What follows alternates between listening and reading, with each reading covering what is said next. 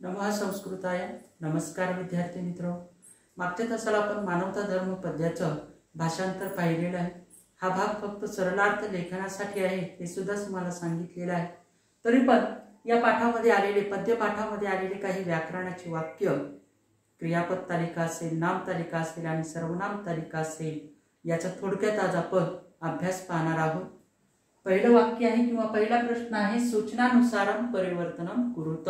सूचनेनुसार काय करायचंय, आपल्याला परिवर्तन करायचं आहे. म्हणजे कंसात जी काही सूचना दिलेली आहे त्या सूचनेला अनुसरून वाक्य बदलायचं आहे. पहिलं वाक्य काय आहे पहा, सर्व धर्मान परित्यज्य ध्रुवम मानवताम भज. सूचना काय दिलेली आहे आपल्याला, पूर्वकाल वाचकम निष्कासयत.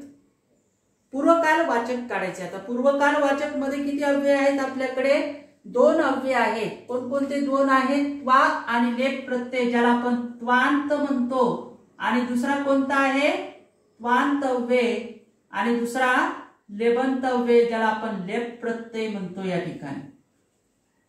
मग त्वा प्रत्यय कधी लागतो, धातूला त्वा प्रत्यय लागलेला असेल तर त्वांत आणि लेबंत प्रत्यय कधी येतो किंवा लेप प्रत्यय केव्हा येतो की धातूच्या पूर्वी जर उपसर्ग जर असेल तर लेबंत लागतं. म्हणून आपल्याला ही गोष्ट अगोदर लक्षात घेतली पाहिजे की त्वांत आहे का लेबंत आहे. कारण का इथं तुम्हाला त्वांत किंवा लेबंत काढा असं म्हणणार नाही. तुम्हाला सूचना काय येईल, पूर्वकालवाचकम निष्कासयत.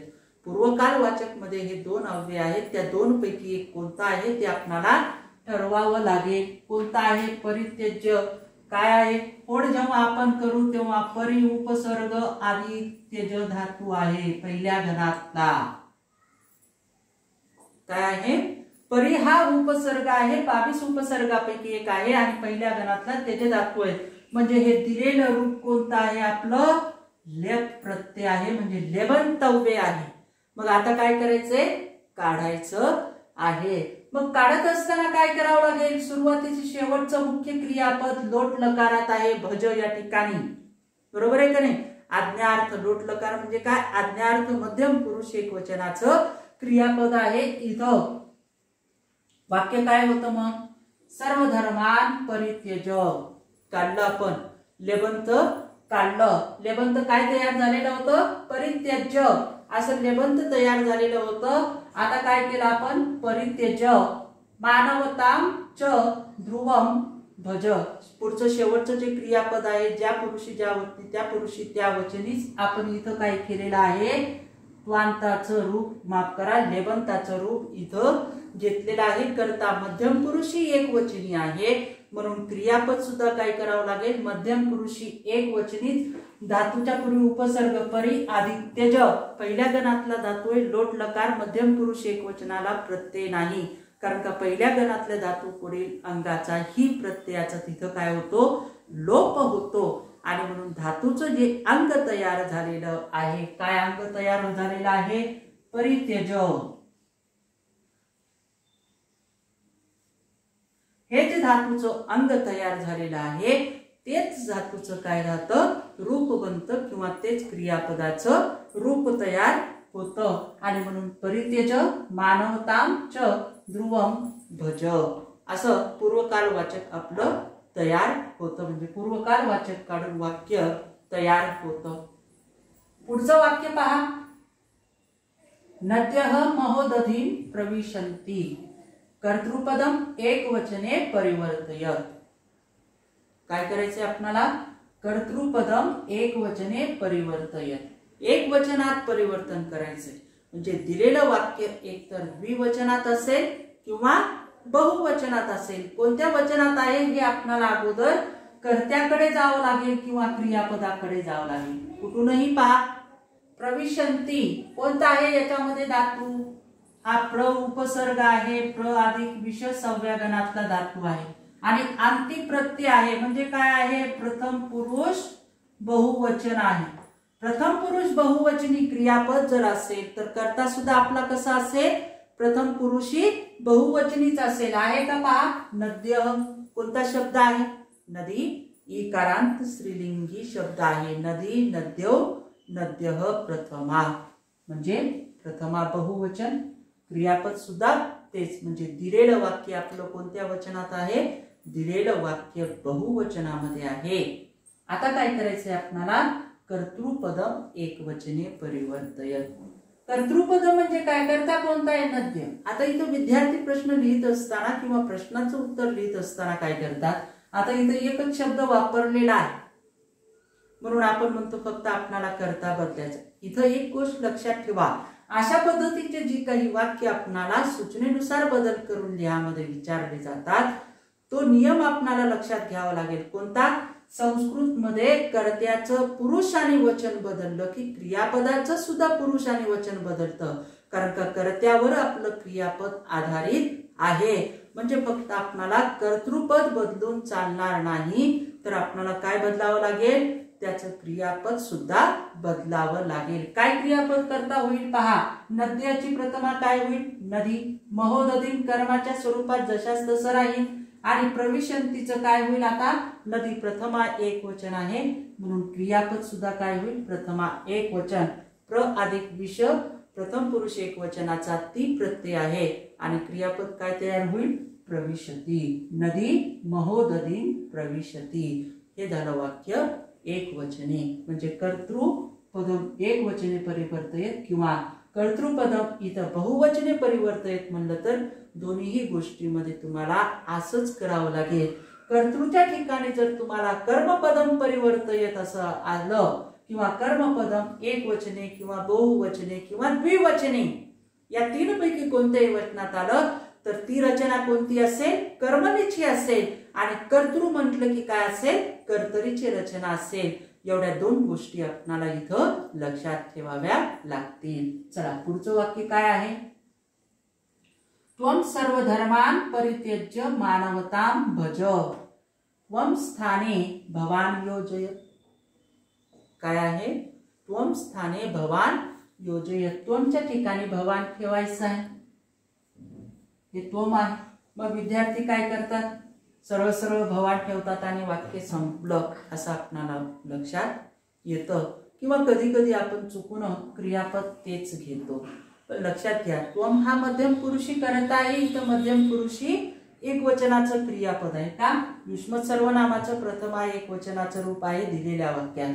सूचना त्यांनी काय दिलेली? त्वं स्थाने म्हणजे त्वंच्या ठिकाणी काय करायचे?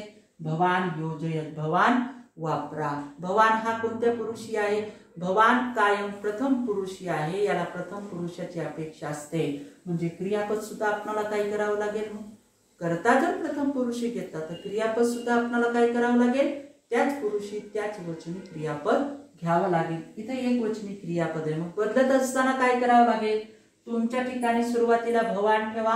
भवान सर्वधर्मान परित्यज्य मानवता. इथं भज मध्यम पुरुष एक वचनाचं आहे. त्वंनुसार आता कोणानुसार क्रियापद घ्यावं लागेल आपल्याला? भवान नुसार क्रियापद घ्यावं लागेल. भवान प्रथम पुरुषी एक वचनी आहे. भज हा कोणता आहे या ठिकाणी?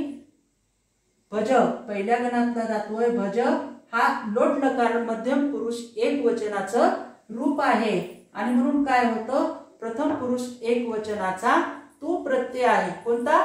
लोट लकार प्रथम पुरुष एक वचनाचा तो प्रत्यय आहे आणि म्हणून क्रियापद काय तयार होतं? भजतु असं क्रियापद इथं तयार होतं.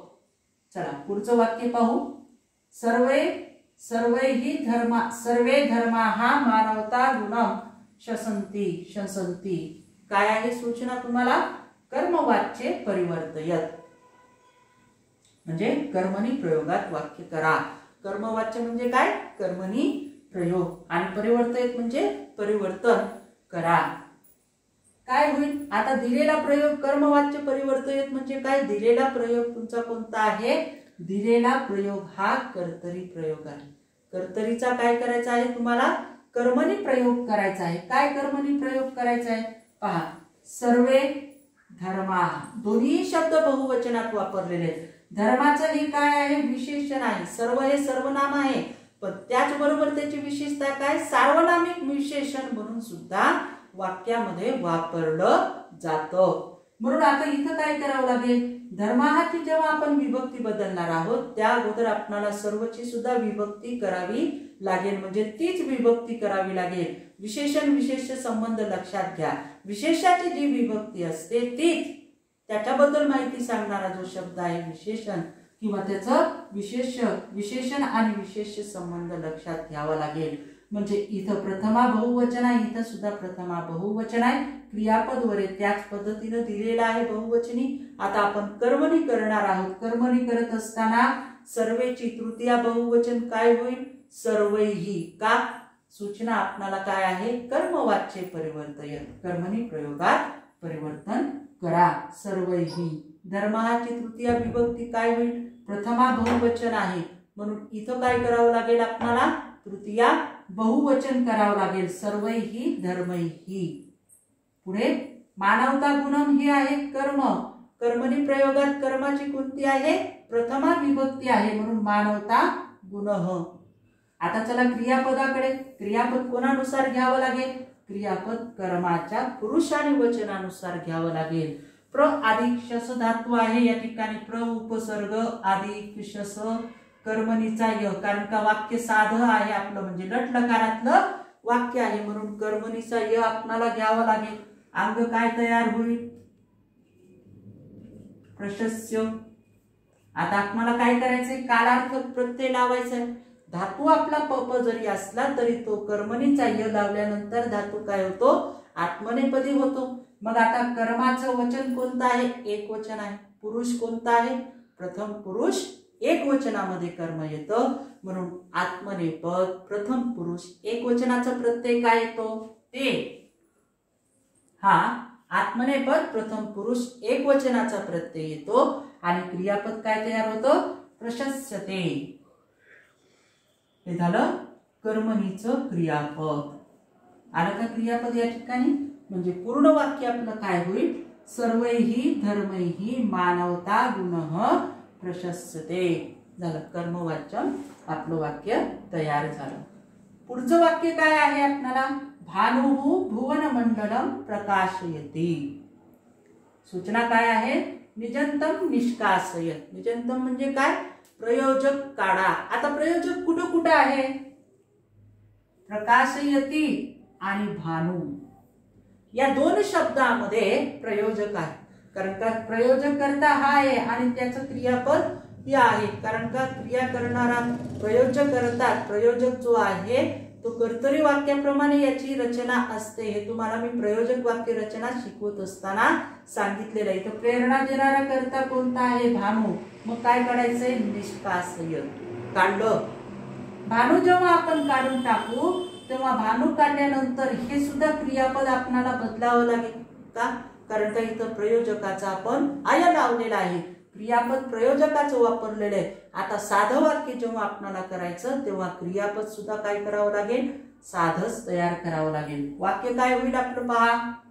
भुवनमंडलम प्रकाशती. काय आहे? भुवनमंडलम प्रकाशती. म्हणजे कर्ता प्रथम पुरुषी एक वचनी. प्र आधी काश धातू आहे लक्षात घ्या. आणि प्रथम पुरुष एक वचनाचा कोणता प्रत्यय आहे? ती प्रत्यय आहे आणि क्रियापद तयार काय होतं? प्रकाशती.